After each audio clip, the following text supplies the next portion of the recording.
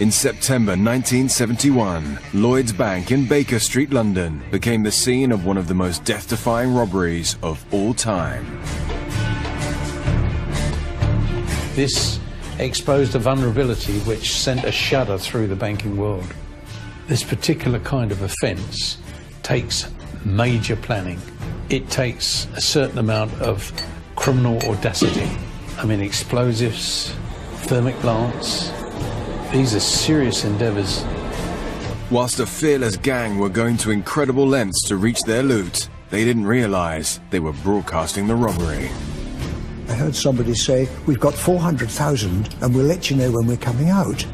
It was very unusual, the police listening into the broadcasts and trying to track the robbers down. What followed was an extraordinary game of cat and mouse that shook the very foundations of the country's establishment, making this one of Britain's biggest heists.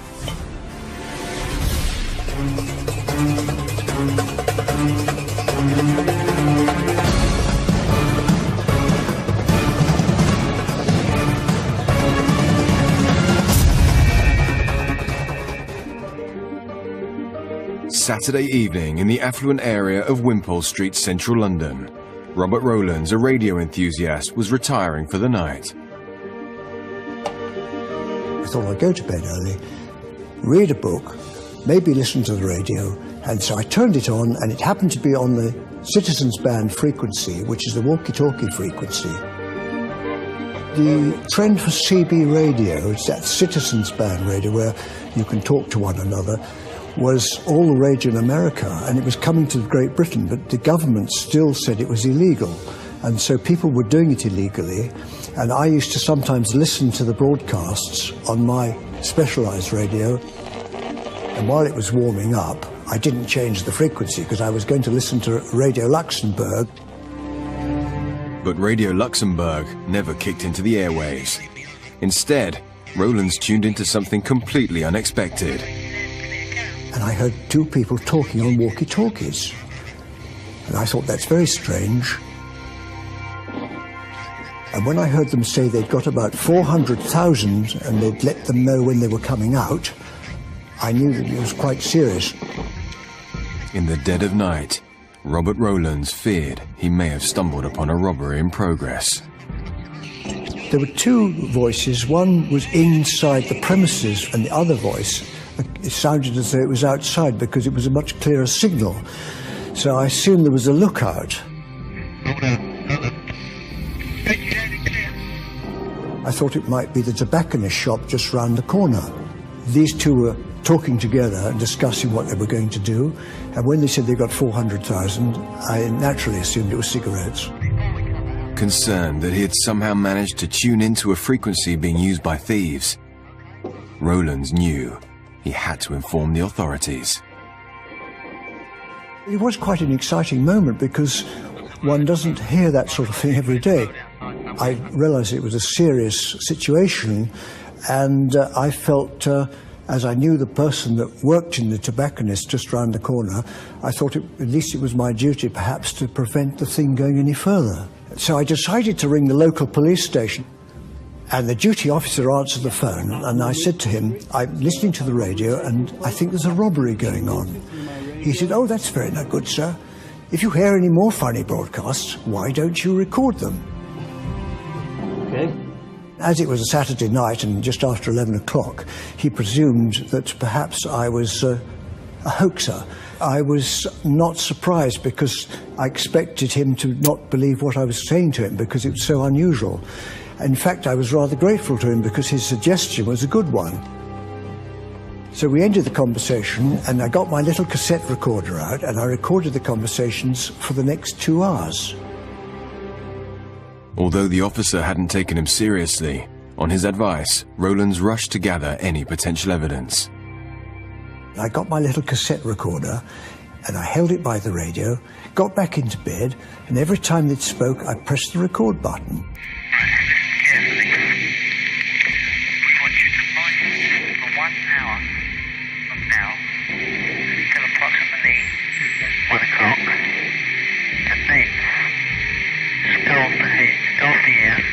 Get some sleep and come radios at 8 o'clock in the morning. Over. What followed was an extraordinary heated conversation between members of the gang. That's a bit ridiculous, mate. I'll never wake up like that. Over. What time do you think you'll wake up? Over. Well, I might just well come out and come back in tomorrow, mightn't I? I'm going to do that. With one man wanting to take a break, the other clearly had an issue with the decision. I suggested we go and work it tonight, mate, and get it done with. Over. But this was met with a firm response and revealed more about what was unfolding. Look, the place is filled with fumes where we was, and if the security come in and smell the fumes, we're all going to take stoppo and none of us have got nothing. Whereas this way, we've all got 300 grand to cut up. And when we come back in tomorrow, security have doors it up for us, well, at least we've got something. Over. Then there was the young voice, which sounded like a woman. Hello, do you read me? Over. I read you loud and clear, carry on. I was getting quite tired at that point, but when they said that there were fumes where they were, I realised it was a bank robbery and they had to leave because they couldn't breathe. Rowlands realized he was onto something major. With the discussion about security and fumes unfolding, he knew it was vital to gather more evidence. Despite one of the men's urgency to down tools, the other was defiant. My way's like organ stops, mate. I'm not going to be any good as mine anyway. I can hardly see now. If I don't do something. Over. Yeah, but you can go to sleep tonight. Over. How am I going to sleep tonight, mate? For a start off, I won't wake up. There's a certainty that. And I'm not going to sleep very well up here, am I? Over. Despite a potential robbery in progress, the thieves were getting into an argument about what to do next. There was all sorts of stupid, childish-like excuses, and the people in the bank got quite angry. I won't be able to sleep anyway, but it's freezing cold and everything. Over. You do what you got to do, bub. Please. The lookout man didn't want them to leave the bank, but the man in the bank wanted to leave because they couldn't breathe. The fumes were so bad. In fact, a deep voice came onto the radio, and everybody stood to attention. The man on the roof immediately changed his attitude. It was obviously Mr. Big, the man in charge of the whole operation. It was possible for us to work hard and all the work done. I've been working non-stop all day. You put the earplug in your ear, turn the radio on, wait for it will be like an alarm call, won't it? Over. And the man on the roof calmed down then. I will stay here. I will stay awake. Will you try and get in a bit earlier? All right? So they left the bank, and he was left to sleep or not sleep. The robbers had leaked vital clues, and with early conversations alluding to the theft of thousands of pounds, Rowlands was now in a race against time to warn the authorities. It was about 1 o'clock when I phoned the police the second time. As I hadn't had much response from the local police, I phoned Scotland Yard and I told him that I knew there was a robbery going on and that I'd recorded it.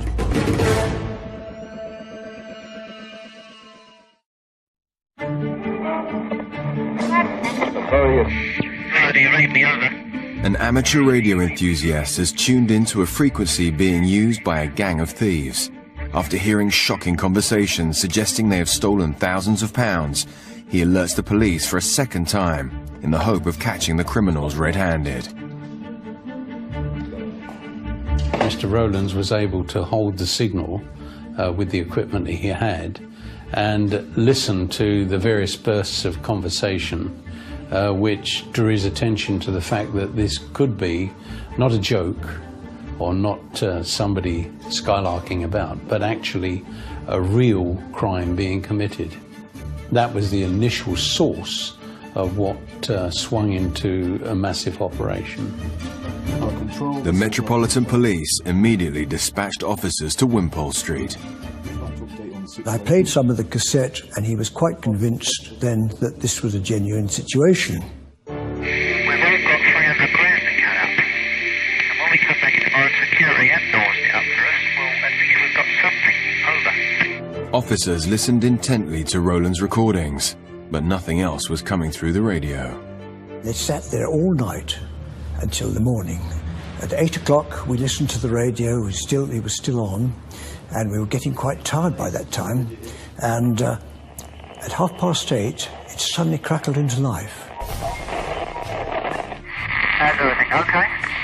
And the lookout was thrilled because he'd been a bit agitated the night before, having to stay up on the roof overlooking the bank. Everything's fine. No intruders whatsoever. Over. And so the robbery then continued. Well, these policemen were absolutely fascinated.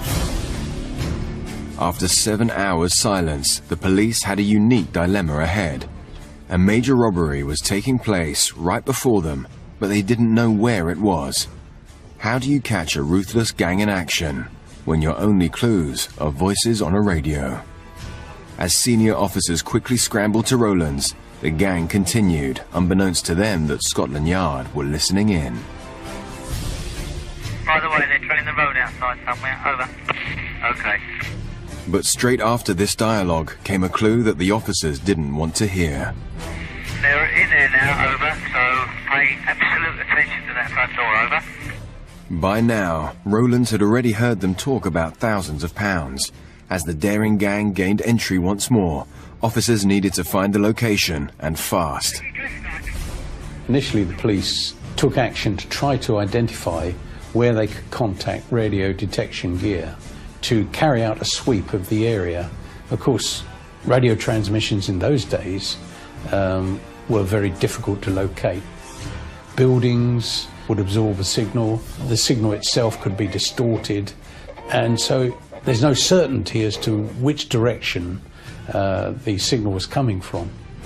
Shortly after that, there was a bit of a drama because the restaurant next to the bank, one of the waiters must have heard all the noise because he went to the bank and he put his eyes against the window and tried to see what was happening. Hold on. Over. Clear. The guy from next door has just gone and looked in our window. He's gone back to his doorway now. He's standing in his doorway, but he come and looked in our window. Over.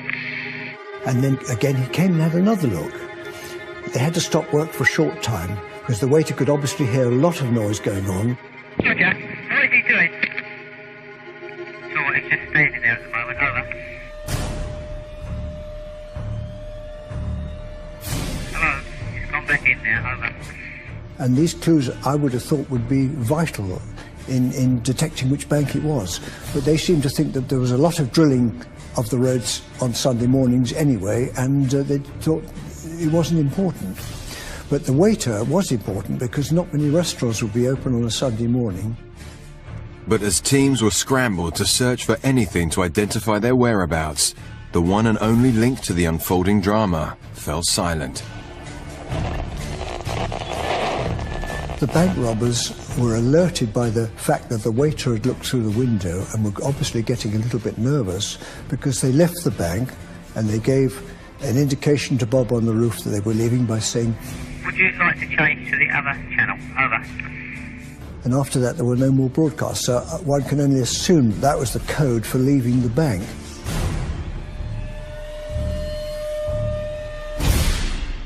With nothing else to go on, Scotland Yard were on the back foot. Teams of officers were sent to scour the streets. Okay, guys, come on, let's move it. 750 banks were checked within an 8-mile radius of central London. The actual bank staff, bank managers, bank security people had to be alerted to actually attend with the police and check premises because police don't have right of entry to these places. With no further messages coming through, the officers could not establish if the thieves had changed frequency or had already looted one of the major banks in the capital and fled. They sent squad cars to all the banks, which was complete madness, and I told them about 3 or 4 times, this robbery is not in Greater London, it's local, it's within 1 to 2 miles at the very, very most. The task now facing Scotland Yard was colossal. An 8-mile radius of Wimpole Street covers 22 boroughs in the capital. With limited resources, Sunday trading hours and hundreds of premises to check, every officer went to work to desperately try and find the targeted bank.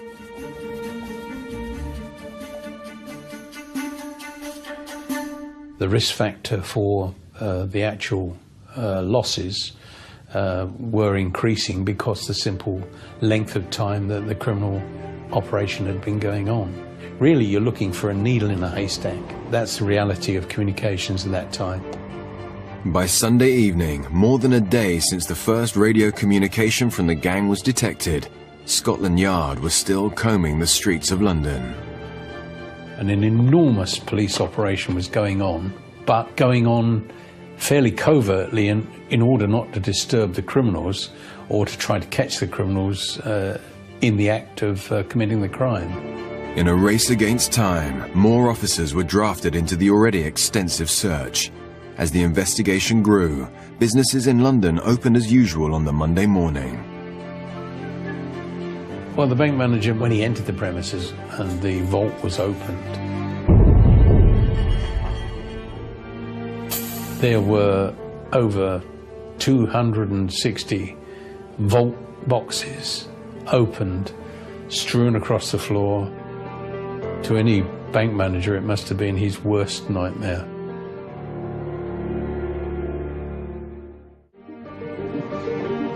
Despite the extensive trawl, Scotland Yard had their worst fear finally confirmed. Come on! It was only on Monday morning when the banks opened that the report came in that it was the Lloyds Bank at Baker Street. Lloyds, in the heart of London, had been part of the UK's financial empire for over 100 years, serving customers from its busy branch on the corner of a well-known high street. Their vault housed hundreds of safety deposit boxes containing immeasurable wealth, many of which had been ransacked. The bank manager must have been very, very shocked indeed. He must have really been biting his lip when he reported to his seniors at Lloyds Bank what had happened. Imagine the effect on the shares market. Imagine the effect on the city that a major bank had been attacked in this manner. On the Monday morning, we waited with anticipation to see which bank had been robbed, because it was obviously going to be a feature of the news broadcasts. And sure enough, it was. On Radio 4, it was the leading story. The headlines this morning: a radio ham in London who picked up a conversation between two men using walkie-talkie sets started a hunt for bank robbers.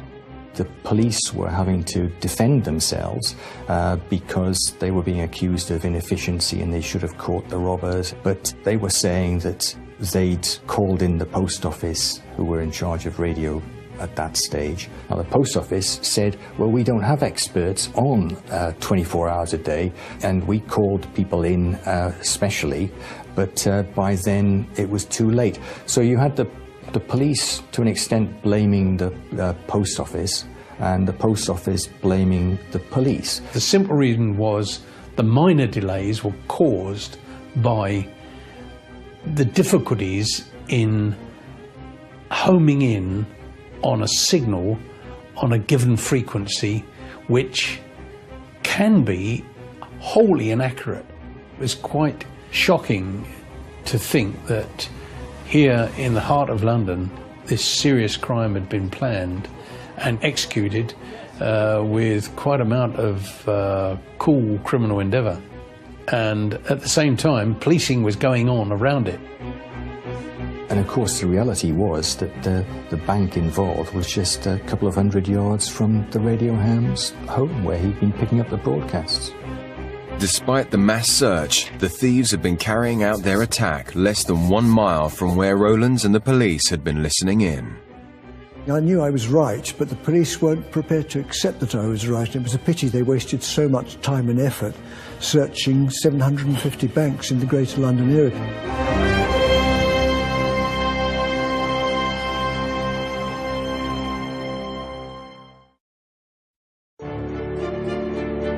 The most audacious robbery in British history has taken Scotland Yard by surprise. Having listened to a gang of robbers trade remarks on walkie-talkies, officers searched London to catch them in the act, but the gang got away after ransacking a bank vault only a mile from where police were listening in. Now further revelations come to light. We'd had robberies where robbers had got in through the ceilings of banks before, But I think this was probably the first that was coming up from under the ground. The hole in the floor was fairly small. I was quite surprised how small it was. It was about 14 inches by 10 inches, something like that, through thick concrete, with a little tunnel coming in. The devastation around would have been considerable. The debris everywhere would be quite shocking. The bank staff started clearing up the mess, and they put up some trestle tables, and on each trestle table they'd identified various items that were lying about in the vault, which the robbers had left behind, thinking they were of no value. And on one table was a pile of watches and jewellery, another table piled of share certificates and paperwork that had just been thrown on the floor. People who have that kind of security box don't necessarily volunteer to come forward to be interviewed. And as such, the police would have been seeking the assistance of the bank to identify who the people were who actually owned the boxes. This crime was one of a kind. The daring gang had somehow managed to dig their way through mounds of earth and rubble to the floor of the vault. The initial inquiry, of course, which direction was the tunnel going in? Police would not have entered the tunnel immediately. They'd have put their heads down to see which direction it was going in. It would have been rather like treating a scene of an accident involving toxic materials on a motorway. You've got to know what you're dealing with. With a degree of difficulty, officers eventually traced the tunnel underneath the bank and premises next door to a shop 25 meters away. Police got into the premises, found brickwork, rubble, earth, sand, all the materials from underneath buildings, and then ascertained just how much equipment was there which had to be protected and forensically examined. A huge job, huge. Hello Control, this is Alpha 1 Charlie. We need forensics as soon as possible. Over. This shop, of course, was the operations room from which the individuals, armed with explosives and everything else, have used as their getaway point, as their arrival point, as their store, as their operations room. They had to drill down through the basement floor in that shop. The actual hole itself was small enough to be concealed using shoeboxes. Very, very claustrophobic conditions. And they went about it with a determination that said to me, there's been a major level of planning involved in this. The scene that faced detectives in the nearby vacant shop was extraordinary. The gang's meticulous planning was evident. The windows were all whitened up. There was a notice in the front to say reopening 1st September. It was a common feature of the West End of London for this kind of shop to close down and reopen with another style of shop. Anybody visiting the shop would have thought that it was a purely normal premises. Detectives assessed the scale of the robbery and started the enormous task of finding clues. Meanwhile, rumors about what the gang were looking for in the vault began to circulate. The rumors made it very, very difficult for the operations room to sort out what was real and what wasn't real. Allegations that the target was not in fact money and jewels, but compromising photographs of people in power were quickly dismissed by the Yard. In order to follow up what was factual and dispel that which was rumours such as blackmail, photographs, stuff like that, think in the line of the way the criminal committed his crime. Blackmail material, I would suggest, if it even existed, would not have been the prime target of these criminals, because the simple reason was the kind of individuals that carried out this crime are using explosives and other materials to forcibly enter this bank, and then over 260 security boxes within the bank. Their intention would have been to gather as much of value to them as they could. Secondary stuff like material that you could use for blackmail and stuff like that, if it existed, would have been the furthest thing from their minds, I'm sure. The police were quick to quash the rumours, only for another twist to appear. Bob Maguire from the Evening Standard was listening to the cassette, and the police burst into the room, grabbed the telephone from Bob Maguire. He was talking to his editor, and he looked at them, and the policeman turned round and said, "We're putting a D notice on this, and you mustn't talk about it." There was a ban or an embargo on the Sunday, and the police didn't want to alert the robbers to the fact that they were onto them. D-notices were requests, and there were always requests to editors not to use certain material which was seen as involving national security. Not something like this. There couldn't have been a D-notice because it was fairly widely reported over the following few days. Despite speculation, the press were keen to focus on other aspects of the case. You get ordinary people listening in and then tipping off the media to what the police were up to. You also had robbers who'd get equipment in their cars and they would listen into police broadcasts. But this was the other way round. This was the police listening in through the radio ham to what the robbers were up to. Okay, forensics. I want each and every fibre. This rare opportunity may have provided a window into the gang's raid, but detectives were starting from scratch at the crime scene. There was 40 feet of tunnel, ladders, oxyacetylene equipment, explosives, heavy jacking material, a massive amount of material, 800 separate items. Police officers attending there would have taken every step to ensure that that scene was maintained as a crime scene. And whatever was in the tunnel, if there was anything, the ladders, the debris from the offence, the blown concrete, everything to indicate what type of explosives were involved, what kind of fuse was involved to set the explosives off, what kind of thermic lance material. If they'd wanted to keep their identity secret, they'd have had to keep their gloves on all of the time. But of course, it's not only the individual criminal involved, it's who handled the equipment before that. So the task facing the police was one of identification. Forensic examination of the vault, tunnel and shop began in earnest, but it was a different lead that caught their eye. We quickly ascertained that the shop was the operations centre, and it was ascertained that the shop had been leased. So from then on, the inquiries based upon the lease of that shop. We had a breakthrough. Yeah? What you got? I've got it. What? The lease.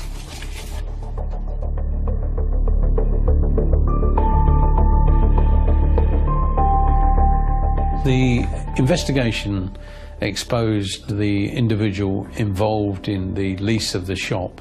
Suspicion was thrown on him immediately. That was a bonus for the investigation.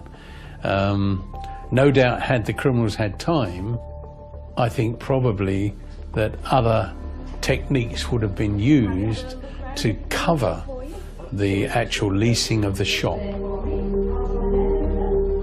Police had their first major lead, which led them to 64-year-old leather goods dealer Benjamin Wolfe. Scotland Yard had a brilliant method of locating and identifying who were known associates. So pools of information were coming through from division, from everywhere. The problem was in bringing this together in a coordinated manner so that it became evidence. Surveillance on him and on co-associates was carried out by other colleagues of mine.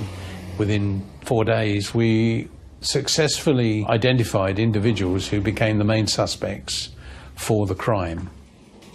We linked them together from inquiries, from investigations, from photographic material in a way that proved that they knew each other. Weeks of painstaking detective work linked Benjamin Wolfe to a number of associates the Yard was very keen to speak to. Reginald Tucker, 37 years old, a company director from Hackney. Thomas Stevens, 33, a car dealer from Islington. And Anthony Gavin, 38, a photographer from Dalston.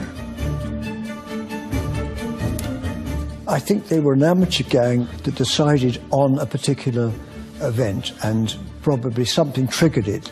The man that dug the tunnel, I think, was probably the trigger. Those deposit boxes in Lloyds Bank were subject to extremely wealthy people putting their things in those boxes.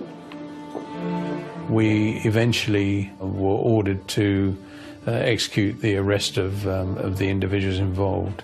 It took us a little bit of time because the individuals involved were very sensitive to surveillance. They were nervous and jumpy.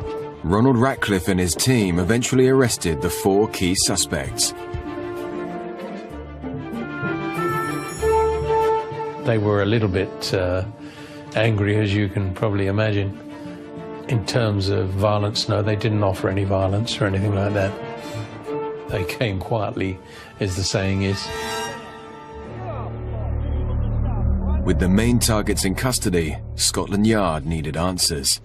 Despite analysis of 800 items from the crime scene, no forensic clues were left. Clearly, when you think of the size of this crime, we were deeply concerned about others, but you need considerable resources, time and evidence to commit to an investigation, and in the end it may have proved fruitless. The actual interviewing of the individuals involved was carried out by the operations team, who had all of the factors at their fingertips, which they could employ in questioning and answering. What bloody walkie-talkie? It's not me on. It was thought that Tony Gavin was the key factor in tunnelling, was the expert, was able to achieve a very, very difficult task in tunnelling from the shop 40 feet through 8 tons of material. So I don't think he was alone in that endeavour, but nevertheless I think he was a key factor. Let's make some money. Thomas Stevens was supposed to have provided tools and tooling, but when you think about it and you put together the kind of planning for the operation, I don't think he was alone in that. I think probably when you look at the fact that they would have needed an explosive expert, they would have needed a man who was confident in using thermic lancing. The thermic lancing isn't something you can just take on and do at the drop of a hat. It requires previous experience. It's believed that Reginald Tucker, using a pseudonym, had previously entered the Lloyds Bank at Baker Street and taken out the box using false details, and allegedly had carried out the initial measuring of the vault by using his umbrella. My own personal feeling is that due to the accuracy of where the tunnel emerged in the vault, this is a risk that the kind of team planning this operation would not have left to an umbrella. I think that other covert measures of measuring were undertaken, and I think the banking hall was visited probably on at least 4 or 5 occasions by individuals who were covert to the operation. But the gang stonewalled officers. Despite this, Ratcliffe had his own theories on their involvement. Well, we'll be right there. Cheers, thanks. The bank itself was wired up with alarms on the windows, the doors, the walls, and the ceilings as well, because there had been robberies through people renting premises above and then dropping down into them. But it seems as though no one had thought about the tunnelling.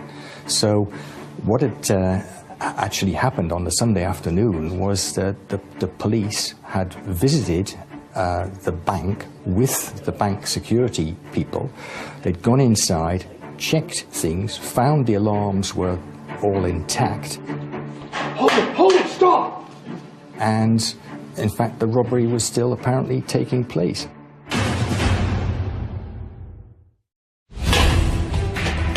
Lloyds Bank in central London has been the target of the most elaborate heist the capital has ever seen. The amount stolen from safety deposit boxes potentially ran into millions of pounds. With no sign of the missing loot, Scotland Yard also learned how officers were just meters away from catching the criminals in action. We did visit the Lloyds Bank, but a police officer just doesn't walk into a bank. He relies on authorised personnel to be with him. And so the initial check at the bank and in the area revealed everything to be secure. There was no sign that the vault had been disturbed. Hold it, stop! My feelings are that probably they were still inside the bank. They were probably ready to make a quick getaway if they had to, but I think that they'd been achieving quite a lot already. Despite this close call, the hardened criminals got away, but not for long. A careless oversight on the lease of the shop led detectives to one of their suspects, and the rest unfolded. I think, to use the term, I think you could say that they staged Sturm. We've got your voice on tape. They eventually pleaded guilty on the advice of their lawyers.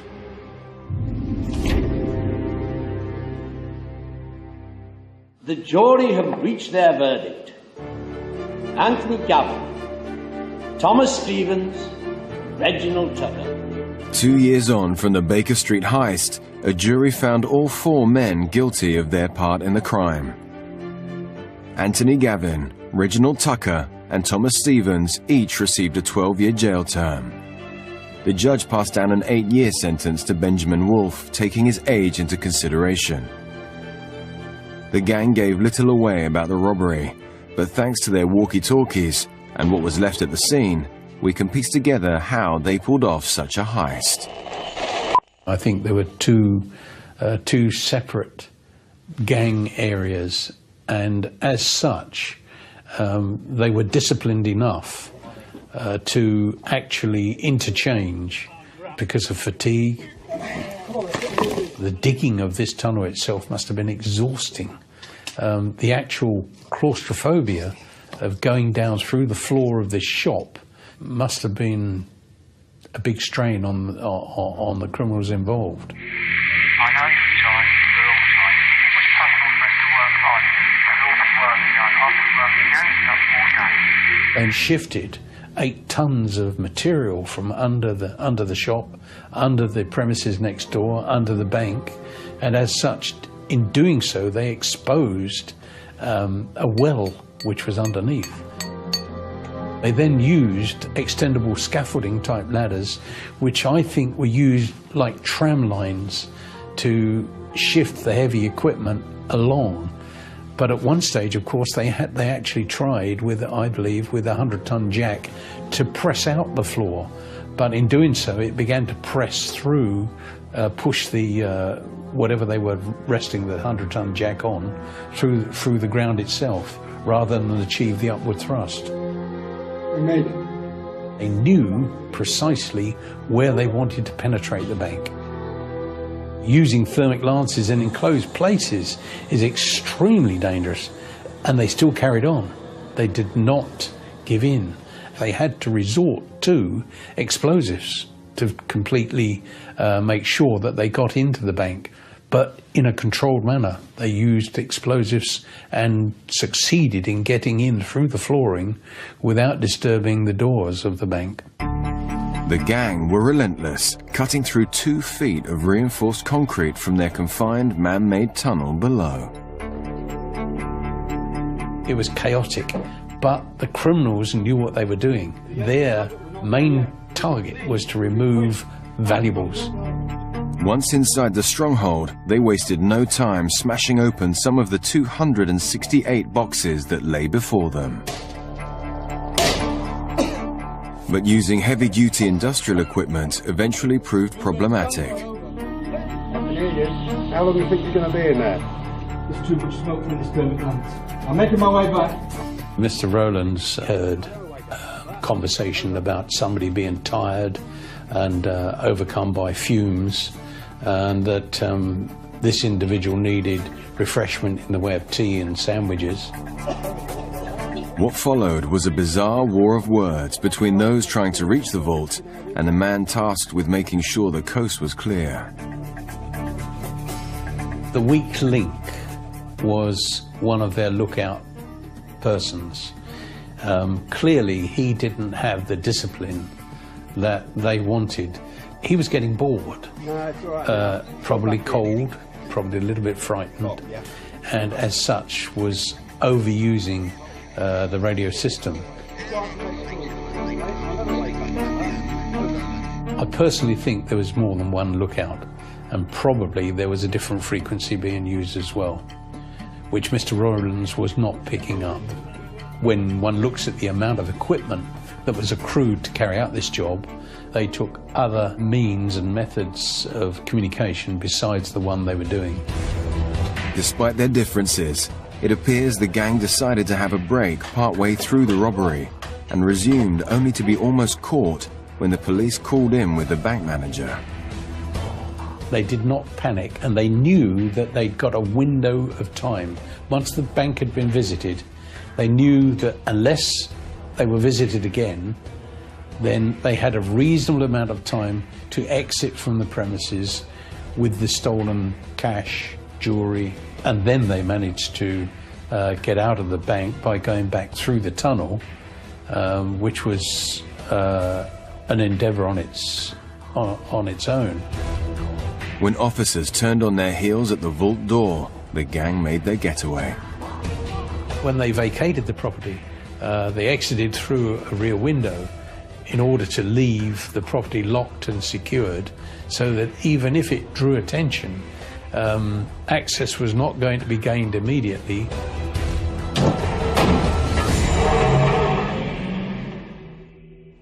The team knew their method of entry would catch the authorities off guard and buy them more time. By the time officers realized they had visited the raided bank, the criminals were well away. I'm sure that some monies were already into other vaults elsewhere or abroad. The whole element of where to shift monies through money laundering would have been already in action. It's often been put about that there were insiders involved. Personally, I don't believe that, because criminals would not trust an individual who worked in a bank to hold up to keeping the secret long enough that they intended to exploit their knowledge. This would have involved planning for more than at least 2 or 3 months, particularly to get together the equipment. Some elements of the crime will always remain a mystery. None of the stolen goods were recovered from the raid, and the total value of what was taken has always been open to speculation.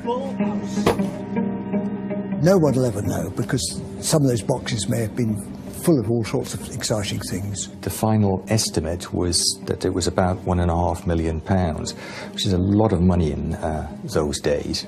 But no one will ever know precisely, because in these bank boxes, people wouldn't necessarily want it disclosed what they were keeping there. The Baker Street heist goes down in criminal history thanks to Robert Rowlands honing in on the thieves' radio frequency. But Scotland Yard were keen to pick up on a crime Rowlands himself was committing on the evening.